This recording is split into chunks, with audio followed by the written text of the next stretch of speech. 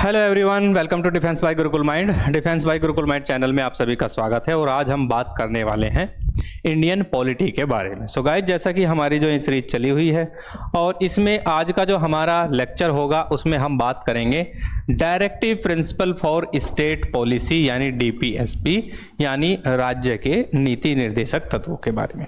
उसी के साथ ही दोस्तों हम बात करें तो यहाँ पे हम बात करेंगे फंडामेंटल ड्यूटीज, यानी दो टॉपिक जो है हम यहाँ पे कवर करने वाले हैं। ठीक है, तो चलिए स्टार्ट करते हैं और यहाँ पे सबसे पहले हम देखते हैं directive principle for state policy के बारे में। सो गाइज, मैंने आपको बताया था पहले कि इससे पहले हमने पढ़ा था फंडामेंटल राइट्स, यानी जिनको हम मूल अधिकार या मौलिक अधिकारों के नाम से जानते हैं। ठीक है, तो क्या कहते हैं ना, मौलिक अधिकार।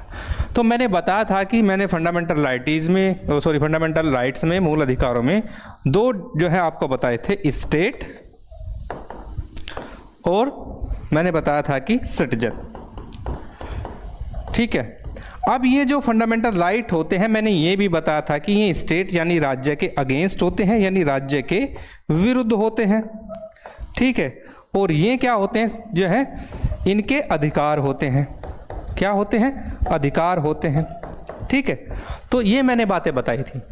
अब हम इसी को कोरिलेट करते हुए directive principle for state policy को भी ऐसे ही समझेंगे। जैसे मैंने बताया था कि जो सिटीजन्स के जो राइट होते हैं, जो मूलभूत अधिकार होते हैं, जो प्राकृतिक नैसर्गिक अधिकार होते हैं, उनको राज्य की जो एग्रेसिवनेस है उससे बचाने के लिए फंडामेंटल राइट्स का जो प्रावधान है वो हमारे कॉन्स्टिट्यूशन में किया गया था। इसी के साथ ही फिर क्या था कि स्टेट की कुछ ड्यूटीज भी बताई गई हैं जिनको हम directive principle for state policy कहते हैं। क्या कहते हैं?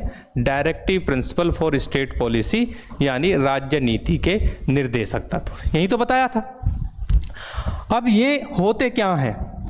ये एक्चुअली स्टेट की ड्यूटी होती है। क्या होती है? स्टेट की ड्यूटी, यानी स्टेट की क्या होती है? कर्तव्य होता है। होते ये भी सिटीजन्स के लिए हैं, लेकिन ये सिटीजन्स के राइट नहीं होते हैं। ये होते हैं कि सिटीजन्स के लिए जो है वेलफेयर का ये काम करते हैं, यानी कल्याणकारी कार्यक्रमों के लिए जो है डीपीएसपी को लागू कर सकता है राज्य। कैसे? मेड बाय लॉ, यानी कानून बनाकर। तो कानून बनाकर जो है राज्य क्या कर सकता है?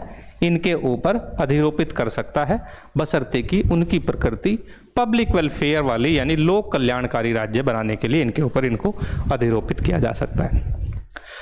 अब देखा जाए तो क्या है कि यहाँ पे स्टेट पावर में नहीं है।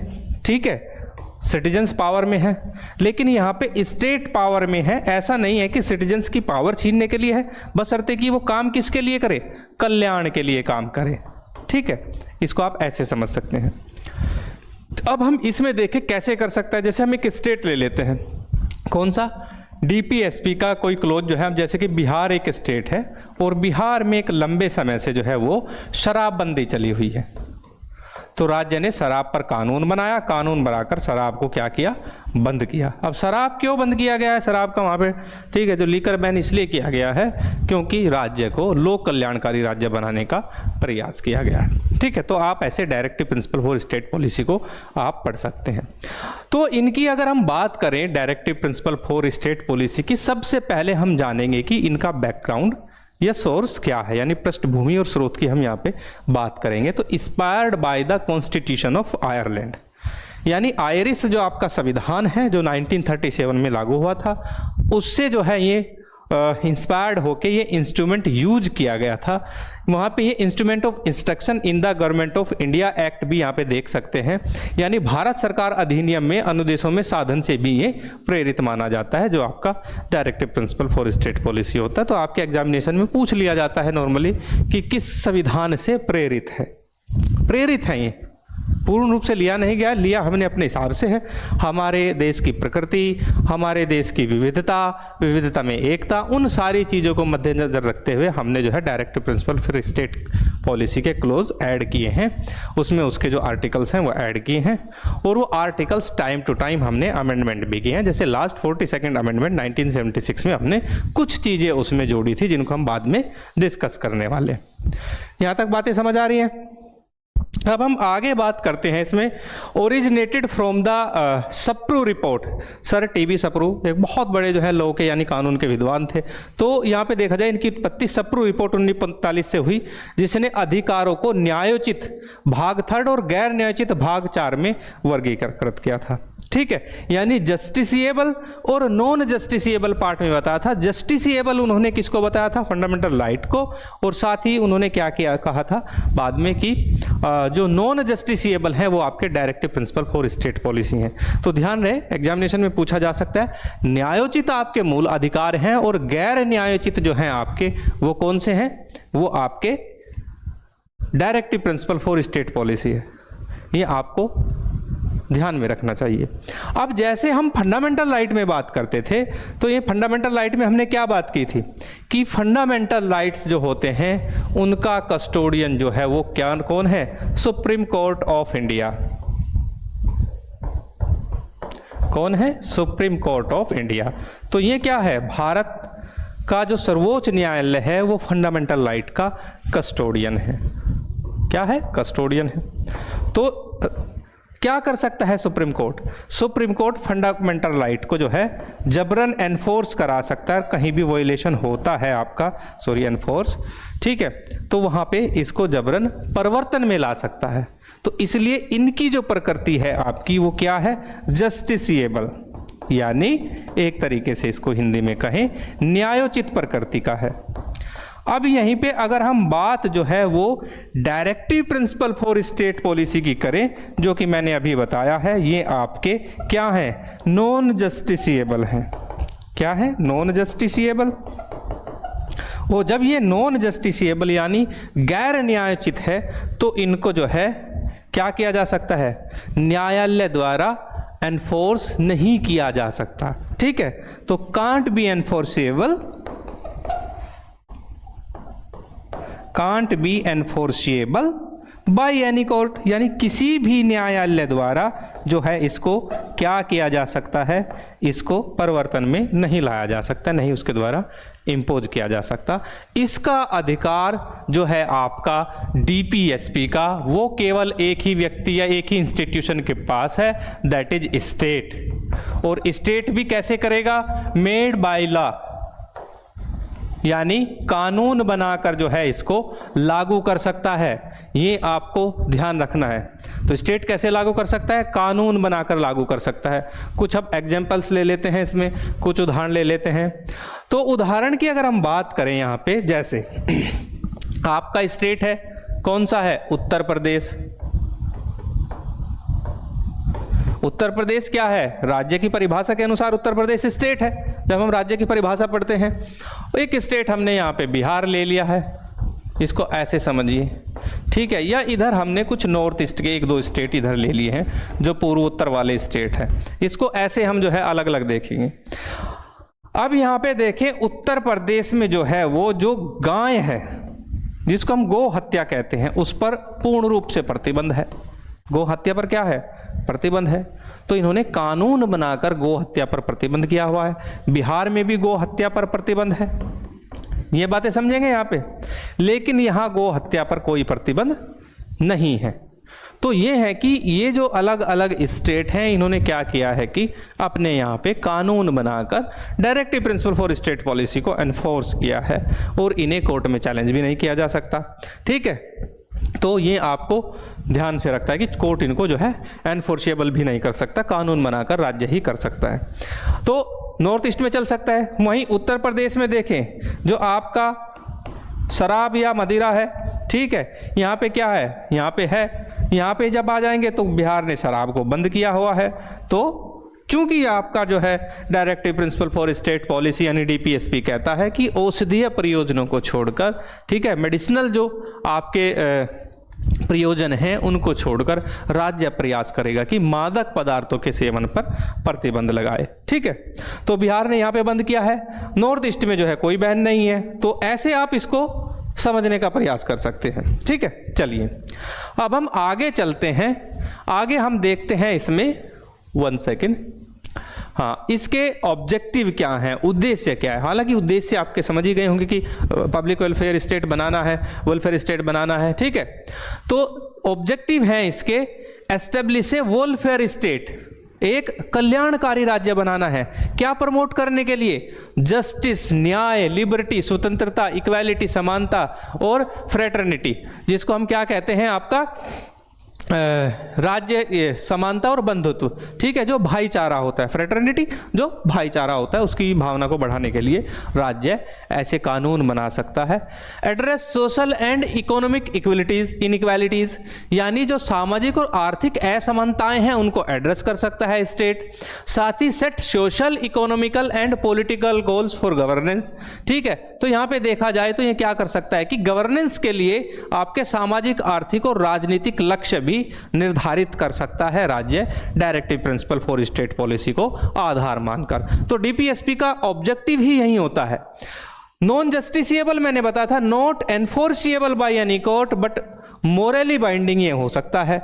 Aim to create condition for citizens to lead a good life, ठीक है, यानी नागरिकों के लिए अच्छा जीवन जीने हेतु परिस्थितियां निर्मित करना इसका उद्देश्य होता है। यहां तक बातें समझ आई आपकी directive principle for state policy की। उसके बाद ये कहता है कि provide guidance to state policies for economic and social democracy, यानी आर्थिक और सामाजिक लोकतंत्र के लिए राज्य की नीतियों का मार्गदर्शन प्रदान करना डीपीएसपी का ऑब्जेक्टिव होता है, ठीक है। तो ये चीजें यहां से समझनी है आपको डीपीएसपी के लिए। तो डीपीएसपी जैसा कि मैंने बताया है आपके क्या होते हैं, ड्यूटीज होती हैं स्टेट की। स्टेट जो है एक वेलफेयर स्टेट की संकल्पना के लिए directive principle for state policy को मेड बाय लॉ एनफोर्स भी कर सकता है। अब हम इसके आर्टिकल्स देख लेते हैं, जैसे कि आर्टिकल 38 वेलफेयर ऑफ पीपल की बात करता है, ठीक है, यानी जन कल्याण की बात करता है, जैसे सामाजिक, आर्थिक और राजनीतिक न्याय सुनिश्चित करना, आय, स्थिति और अवसर की असमानताओं को न्यूनतम करना, ठीक है, जो आपका इनकम और जो एक तरीके से देखा जाए स्टेटस का जो गैप है उसको कम करना, तो गैप बहुत ज़्यादा है, ठीक है। तो ये चीज़ें देख सकते हैं। देखिए इसमें मैं ये कहूँगा कि जो आपका social, economical and political equalities है उसमें जो है अगर देखा जाए स्वतंत्र भारत के बाद काफ़ी काम हुआ है। ऐसा नहीं कि पूर्ण रूप से चीज़ें कर दी गई हैं, लेकिन काफ़ी काम हुआ है। लेकिन जहाँ तक सवाल जो है आपका इनकम, स्टेटस और इकोनॉमिक जो इनइक्वालिटीज़ है, जो एक गैप है, आर्थिक जो खाई है एक तरीके से, वो बड़ी है, घटी नहीं है, ठीक है, ये आपको ध्यान रखना है। तो ये चीजें नहीं हुई हैं। आर्टिकल 39 कहता है आपका रेजिंग स्टैंडर्ड फॉर लिविंग, यानी जीवन के स्तर को ऊपर उठाने के लिए भी राज्य क्या कर सकता है, राज्य प्रयास कर सकता है और वेलफेयर स्टेट बनाने के लिए ऐसी जो है कानून बना सकता है जो किसी न किसी तरीके से जो स्टैंडर्ड ऑफ लिविंग है उसको राइज किया जा सके, ठीक है।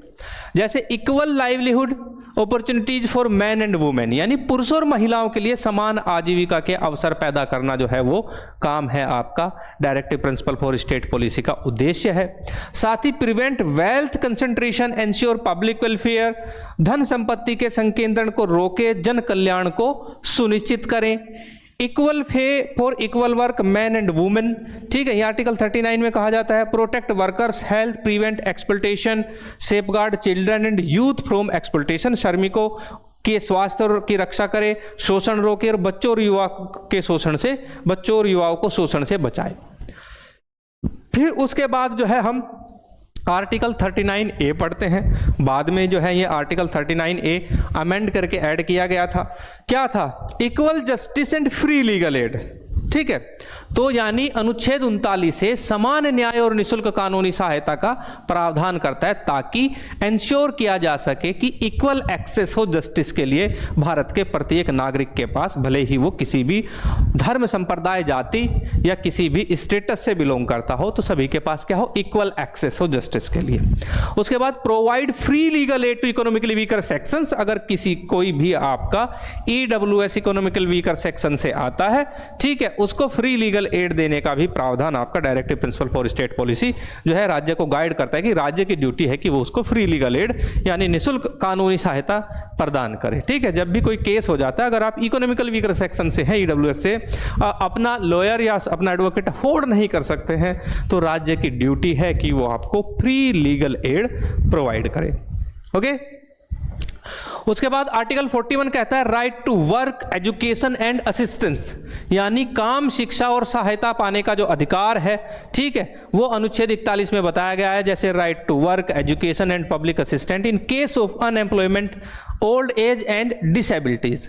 ठीक है, तो होता क्या है कि कभी कभी राज्य में अगर अनएम्प्लॉयमेंट बहुत ज़्यादा है, या कोई आपका ओल्ड एज है, बुजुर्ग है, या कोई निःशक्त व्यक्ति है, ठीक है, तो directive principle for state policy कहता है कि ऐसे मामलों में जो है उनको जो है असिस्टेंस दी जाए। ठीक है, तो काम, शिक्षा और सार्वजनिक सहायता का अधिकार उनके पास होता है।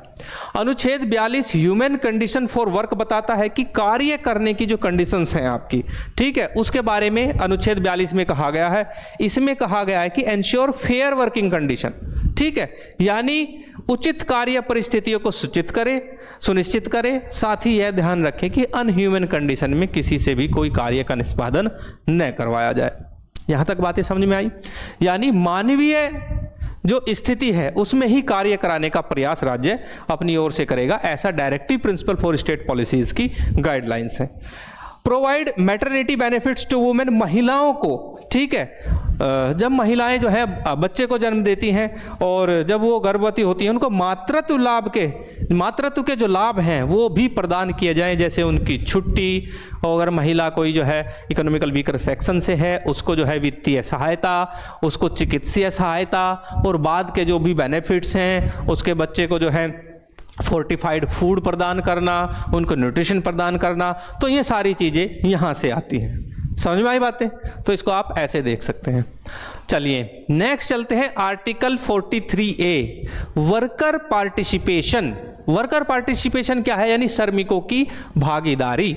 तो यहाँ पे आर्टिकल 43A कहता है कि किसी भी उद्योग में या किसी भी प्रबंधन में, ठीक है, किसी भी इंडस्ट्री या मैनेजमेंट के अंदर जो वहाँ पे वर्कर्स हैं उनका पार्टिसिपेशन सुनिश्चित करने का प्रयास जो है वो राज्य करेगा। ये directive principle for state policy की ऐसी गाइडलाइंस हैं। ठीक है, तो इंडस्ट्रियल मैनेजमेंट में जो है वर्कर को प्रमोट करने के लिए, उनके पार्टिसिपेशन को प्रमोट करने के लिए जो है ये गाइडलाइंस दी गई हैं। फिर उसके बाद आर्टिकल 51 आता है इंटरनेशनल पीस के मामले में, यानी अंतर्राष्ट्रीय शांति के मामले में।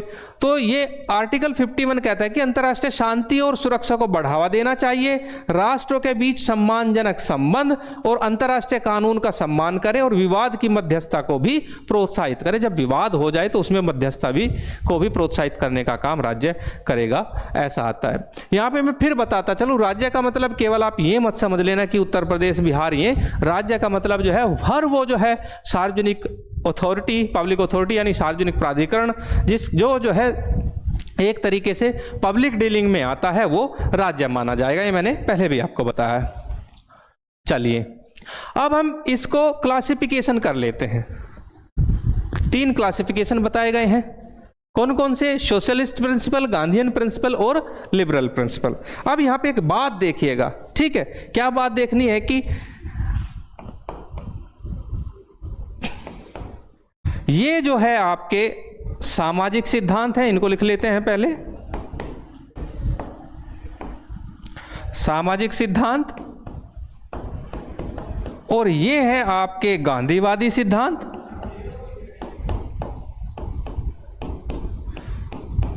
ये आपको ध्यान रखना है, ये कौन से हैं? सामाजिक सिद्धांत हैं, ये गांधीवादी, और ये उदार बौद्धिक प्रिंसिपल इनको, या उदारवादी सिद्धांत जैसे भी कहें, उदार बौद्धिक प्रिंसिपल इनको कहा जाता है, या उदार बौद्धिक सिद्धांत। 3 प्रकार के आपके directive principle for state policy होते हैं। ध्यान रहे, यहां पे एक मैं क्वेश्चन बताने वाला हूं, ये आपको ध्यान रखना है कि कॉन्स्टिट्यूशन के अंदर ये कोई भी क्लासिफिकेशन नहीं दिया गया है। ये क्लासिफिकेशन बाद में हम अपनी सुविधा के अनुसार पढ़ लेते हैं। एग्जामिनेशन में भी आपसे पूछ लिया जाता है कि कितने प्रकार के आपके राज्य नीति के निर्देशक तत्व यानी directive principle for state policies हैं। तो यहां पे ध्यान दे, क्लियरली डिफाइन नहीं है, ठीक है, do not clearly defined in the constitution, यानी संविधान में इनको स्पष्टतः परिभाषित नहीं किया है, define in the constitution of India. ये ध्यान रखना है, क्या ध्यान रखना है कि संविधान में जो है ये क्लियरली डिफाइन नहीं है, ये आपको याद रखना है, ठीक है। अगर मैं बताऊं, हरियाणा सिविल सर्विसेज के अंदर प्रीलिम्स एग्जामिनेशन में ये पूछा गया था, क्या पूछा गया था, वर्ष 2022 में, ठीक है, वर्ष 2022 में ये पूछा गया था कि क्या संविधान में सोशलिस्ट प्रिंसिपल, गांधीयन प्रिंसिपल और लिबरल प्रिंसिपल आपके क्लियरली डिफाइन है या नहीं। तो ध्यान रहे, संविधान में क्लियरली डिफाइन नहीं है, आपके एग्जामिनेशन में पूछा जा सकता है। चलिए, तीनों प्रिंसिपल हैं। सबसे पहले हम सोशलिस्ट प्रिंसिपल का एसेंस ऑफ सोशलिस्ट प्रिंसिपल, यानी सामाजिक जो सिद्धांत हैं आपका, उनका एसेंस समझ लेते हैं कि एसेंस है क्या।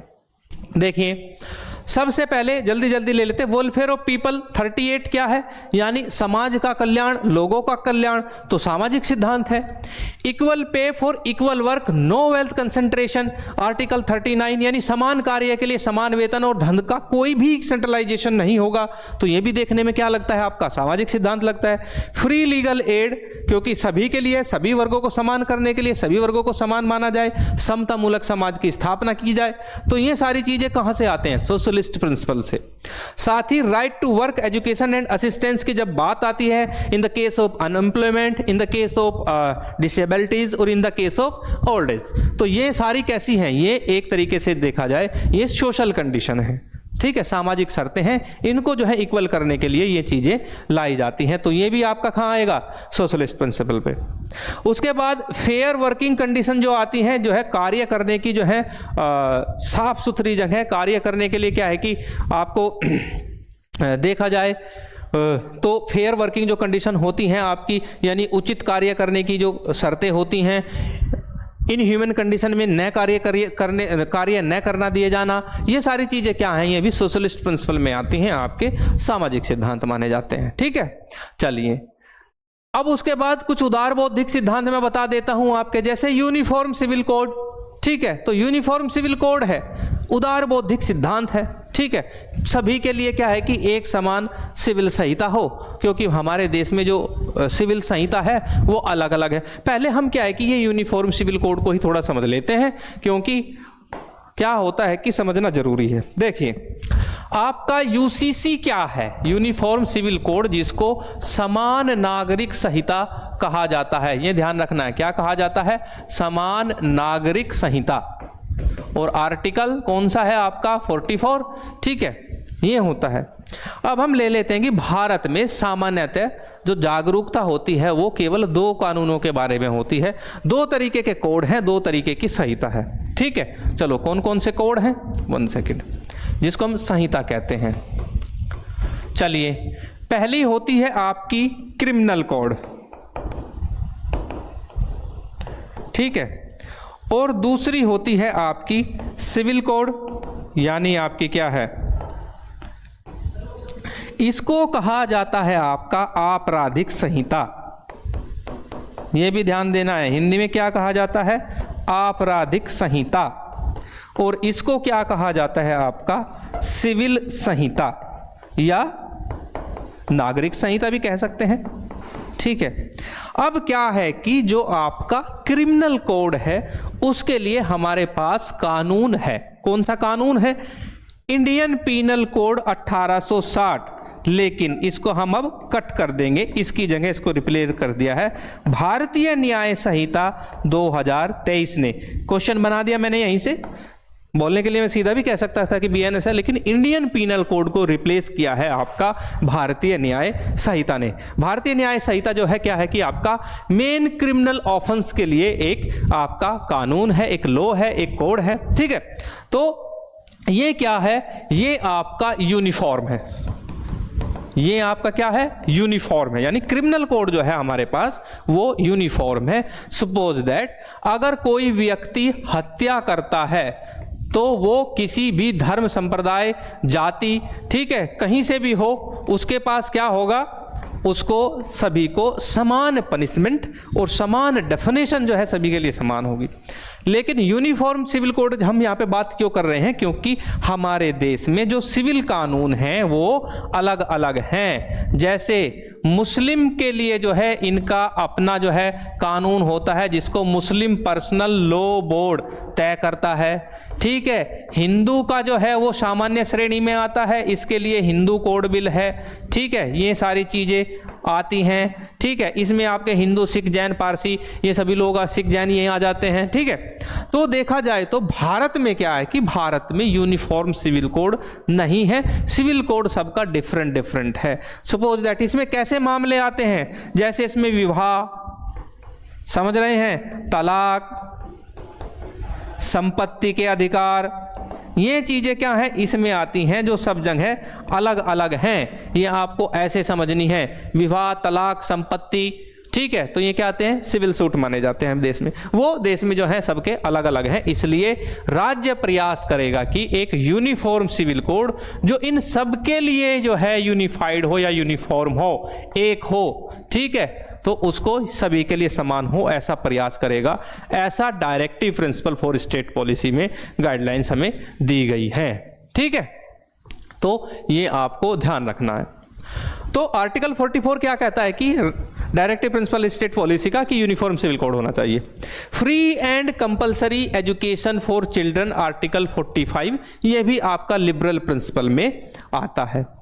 उसके बाद एनवायरमेंटल प्रोटेक्शन आता है जिसको हम आर्टिकल 48 में, यानी पर्यावरण का संरक्षण करना चाहिए, उसकी गाइडलाइंस जो है दी हैं। Separation of judiciary from executive, राज्य हमेशा प्रयास रखेगा कि जो आपकी न्यायपालिका है उसको कार्यपालिका से पृथक रखे, अनुच्छेद 50 कहता है। और साथ ही प्रमोट इंटरनेशनल पीस, यानी जो अंतर्राष्ट्रीय शांति है, अनुच्छेद 51 कहता है कि उसका जो है प्रयास करेगा और सभी जो है अंतर्राष्ट्रीय शांति में सभी जो हमारे राष्ट्र हैं उनका सम्मान करेगा और अविवाद की स्थिति में मध्यस्थता करने का भी प्रयास करेगा। अब आते हैं गांधीवादी प्रिंसिपल। गांधीवादी प्रिंसिपल इसलिए है क्योंकि ये गांधीवादी विचारों से मिलते जुलते हैं, गांधीवादी विचारों से प्रेरित हैं, जिनमें सबसे पहले आता है ऑर्गेनाइज विलेज पंचायत, आर्टिकल 40।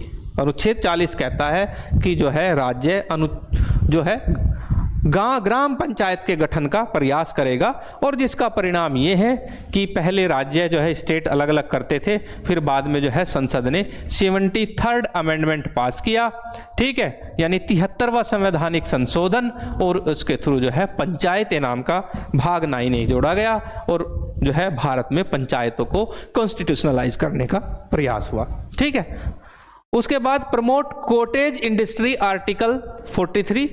तो गांधीवादी सिद्धांत में जो है कुटीर उद्योगों को बढ़ावा देना, जो छोटे छोटे लघु उद्योग हैं, कुटीर उद्योग हैं, उनको बढ़ाने पर काम करना है। अपलिफ्ट वीकर सेक्शन, और हमेशा जो आपके कमजोर तबके हैं, सामाजिक वर्ग में कमजोर वर्ग हैं, जैसे आपके कमजोर वर्ग हैं, अनुसूचित जाति है, अनुसूचित जनजाति है, हमेशा उनको अपलिफ्ट करने का प्रयास किया जाएगा, आर्टिकल 46 कहता है। देन प्रोहिबिशन इंटॉक्सिकेंट, आर्टिकल 47, मादक पदार्थों के जो है पर प्रतिबंध की बात जो है वो गांधीयन प्रिंसिपल में आती है, यानी औषधीय प्रयोजनों को छोड़कर, यानी मेडिसिनल जो आपके प्रोग्राम्स हैं उनको छोड़कर जितने भी आपके जो है मादक पदार्थ हैं, जो इंटॉक्सिकेंट हैं, उनको प्रतिबंधित करने का प्रयास करेगा। जैसे बिहार में शराबबंदी का मैं आपको एग्जांपल दे देता हूं। साथ ही पशुओं, प्रोटेक्ट कैटल, आर्टिकल 48 कहता है कि राज्य पशुओं का संरक्षण करेगा तथा उनकी नस्लों में जो है सुधार करने का हमेशा प्रयास करेगा। ये आपके गांधीवादी सिद्धांतों में आते हैं। अब हम बात कर लेते हैं इससे जुड़ा हुआ ये 42वां संवैधानिक संशोधन अधिनियम 1976। ये क्या कहता है आपका, ये आपका आर्टिकल है जो बाद में जो है इसमें ऐड किए गए, और फोकस किस चीज पर रहा वो आपको देखना है। आर्टिकल 39A ऐड किया गया, चेंज इसमें क्या हुआ, फोकस रहा equal justice for legal aid, 1976 में जोड़ा गया। पहले बताया मैंने, आर्टिकल 43A ऐड किया गया, वर्कर्स पार्टिसिपेशन इन इंडस्ट्रीज, यानी जो श्रमिक हैं उनका उद्योगों में भागीदारी की बात जो है की गई थी, अनुच्छेद 43A के तहत। फिर आता है आपका अनुच्छेद 48A जो जोड़ा गया 1976 के में का जो अमेंडमेंट है उसके थ्रू, यानी एनवायरनमेंट, फॉरेस्ट और वाइल्ड लाइफ के प्रोटेक्शन की बात 48A में जोड़ी गई थी। और 39F जो है ये मॉडिफाइड किया गया था, जोड़ा नहीं किया गया था। इसमें चाइल्ड एंड यूथ डेवलपमेंट के प्रोटेक्शन की बात इसमें जो है मॉडिफाइड की गई थी, ये आपको ध्यान रखना है इसमें। अब हम बात करते हैं आपके फंडामेंटल ड्यूटीज की। ठीक है, तो यहाँ पे फंडामेंटल ड्यूटीज जो हैं एक्चुअली ये बाद में जो है ऐड की गई थी, और इनकी अगर हम यहाँ पे बात करें फंडामेंटल ड्यूटीज की, इनको हम मौलिक कर्तव्य भी कहते हैं। क्या कहते हैं? मौलिक कर्तव्य। प्रारंभ में ये मौलिक कर्तव्य जो थे सरदार स्वर्ण सिंह समिति के तहत में मूल रूप से ये जो है 10 मौलिक कर्तव्य बताए गए थे। बाद में एक मौलिक कर्तव्य इसमें जोड़ा गया। अब इनकी जो संख्या है वो टोटल 11 मौलिक कर्तव्य हैं। कितने हैं? 11 मौलिक कर्तव्य। ये आपको ध्यान रखना है। ठीक है, चलिए अब हम सीधी बात कर लेते हैं फंडामेंटल ड्यूटीज पे।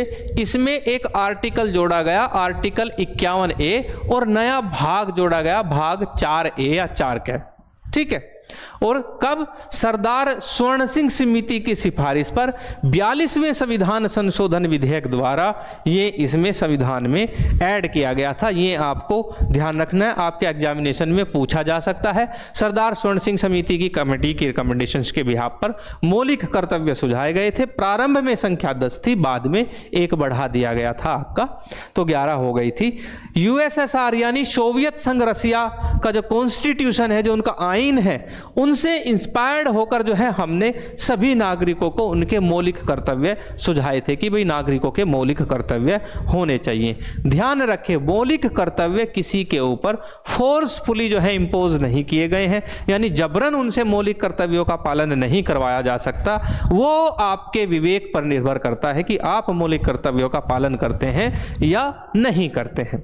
ठीक है, non enforceable by law but can guide legislation and policies. ये भी ध्यान रखना, कानून द्वारा परिवर्तनीय नहीं है, लेकिन विधान और नीतियों का मार्गदर्शन ये कर सकते हैं। जब भी विधान और नीतियां बनाई जाती हैं, वो कहाँ बनती हैं? आपकी विधान आपके जो है पार्लियामेंट सदन में बनते हैं, चाहे वो आपका संसद हो या आपकी विधानसभा हो। और नीतियां बनाने का सरकार का काम सरकार का होता है। तो सरकार और संसद, ठीक है, यानी केंद्र सरकार और संसद, और राज्य सरकार और राज्य विधानमंडल, दोनों जो है वो जब भी काम करते हैं, नीतियां बनाते हैं या कुछ भी करते हैं, तो उनके मार्गदर्शन में मौलिक कर्तव्य सहायक हो सकते हैं। ठीक है, तो मार्गदर्शन वो कर सकते हैं। तो ये आपको ध्यान रखना था। उद्देश्य क्या था? क्यों लाए गए मौलिक कर्तव्य? क्या जरूरत थी इनकी लाने की? जब ये एनफोर्सेबल नहीं है, सॉरी, ये फोर्सफुली जो है लागू नहीं कराए जा सकते, तो उद्देश्य हमें पता होने चाहिए। Promote moral responsibility and discipline among citizen, यानी नागरिकों में नैतिक जिम्मेदारी और अनुशासन को बढ़ावा देने के लिए ये चीजें लाई गई थी। क्या आपको लगता है कि इनके आने के बाद नागरिकों में नैतिक जिम्मेदारी आई, या जो हमारे सिटीजन्स हैं वो वेल डिसिप्लिन हो गए हैं? तो ये जरूर मुझे कमेंट बॉक्स में जरूर बताइएगा। ये यहाँ पे मैं क्वेश्चन आपके ऊपर छोड़ता हूं। Align rights with duties for national goals, राष्ट्रीय लक्ष्यों के लिए अधिकारों और कर्तव्यों के साथ संरेखित करने के लिए ये लाए गए थे। Codify essential societal values for collective excellence, यानी सामूहिक उत्कृष्टता के लिए आवश्यक सामाजिक मूल्यों को संहिताबद्ध करने का उद्देश्य जो है वो हमारा मौलिक कर्तव्य का होता है। ये तो ये ऑब्जेक्टिव हमारे। अब हम जुडिशियल व्यूज देख लेते हैं अपना क्या है, यानी न्यायिक दृष्टिकोण क्या कहता है। तो इसमें सबसे पहले हम बात करते हैं MC मेहता केस की, पूछा जा सकता है आपसे। ठीक है, तो इन्होंने जो MC मेहता केस है, इसमें directed environmental education based on fundamental duties, यानी मौलिक कर्तव्यों पर आधारित पर्यावरण शिक्षा का निर्देशन किया गया था। ठीक है, साथ ही रंगनाथ मिश्रा केस में duties remain significant despite being non enforceable, यानी गैर परिवर्तनीय होने के बावजूद कर्तव्य महत्वपूर्ण बने हुए हैं। ये अलग अलग जो है जुडिशियल रिव्यूज हैं। एक आपका दृष्टिकोण MC मेहता केस से आया, एक आपका दृष्टिकोण रंगनाथ मिश्रा केस से आया। ओके, नेक्स्ट हम आगे बढ़ते हैं तो यहाँ पे कर्तव्यों की सूची एक बार पढ़ लेते हैं। सूची आपके एग्जामिनेशन में कोई लाइन डाल के पूछा जा सकता है क्या है मौलिक कर्तव्य है, और मौलिक कर्तव्य वैसे भी आपको एग्जामिनेशन से आपका संबंध है या नहीं है, आपको अपने फंडामेंटल ड्यूटीज़ मालूम होने चाहिए ताकि आप जो है उनका पालन कर सकें और एक वेल डिसिप्लिन सिटीजन्स आप बन सकें। Abide by the constitution and respect national symbol, संविधान का पालन करें और राष्ट्रीय प्रतीकों का सम्मान करें। ठीक है। Cherish ideals of the freedom struggle, स्वतंत्रता संग्राम के आदर्शों को संजोए रखें और उनका सम्मान करें। Uphold sovereignty unity and integrity of India, Bharat की संप्रभुता एकता और अखंडता को बनाए रखें। Defend the country and render national service, देश की रक्षा करें और राष्ट्र की सेवा करें, और आह्वान किए जाने पर जो है, बुलाए जाने पर भी जो है आपको जाना होगा। Promote harmony, renounce practice derogatory to women, यानी सद्भाव को बढ़ावा दे, महिलाओं के प्रति अपमानजनक प्रथाओं का त्याग करें, ऐसी प्रथाओं का त्याग करें जो कहीं ना कहीं स्त्रियों के सम्मान को ठेस पहुंचाती है। ठीक है। तो ये आपके मौलिक कर्तव्य हैं, धीरे धीरे छोड़ें। भारत में बहुत सारी जो है पुरातन काल से चली ऐसी प्रथाएं थी जो स्त्रियों के सम्मान के विरुद्ध थी, धीरे धीरे वो प्रथाएं चली गई हैं, लेकिन आज भी जो है बहुत सारी ऐसी प्रथाएं हैं जो महिलाओं के सम्मान के खिलाफ है। तो ऐसी प्रथाओं का त्याग करना मौलिक कर्तव्य में डाल दिया गया है ताकि व्यक्ति जागरूक होकर स्वयं ही ऐसी प्रथाओं का त्याग कर दे। Preserve the country heritage and culture, राष्ट्र की विरासत और संस्कृति को हमेशा संरक्षित रखें, उसको बचाए रखें और हमेशा बचाने का प्रयास करें। Protect the environmental and show compassion for living beings, यानी पर्यावरण की रक्षा करें और जीवित प्राणियों के प्रति जो है, प्राणी मात्र के प्रति जो है आपको दया का भाव रखना है। प्राणियों पर जो है दया बख्शे, उनको मारे नहीं। ठीक है। तो ये मौलिक कर्तव्य कहते हैं। ठीक है। उसके बाद जो है develop scientific temper, humanism and reform spirit, यानी वैज्ञानिक दृष्टिकोण, मानवतावाद और सुधार की भावना को हमेशा विकसित करते रहें।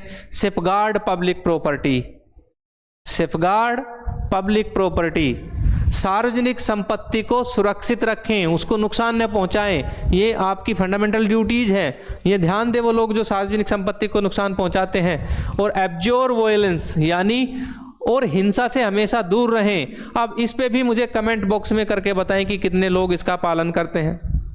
ठीक है। तो ये भी जरूर बताएं।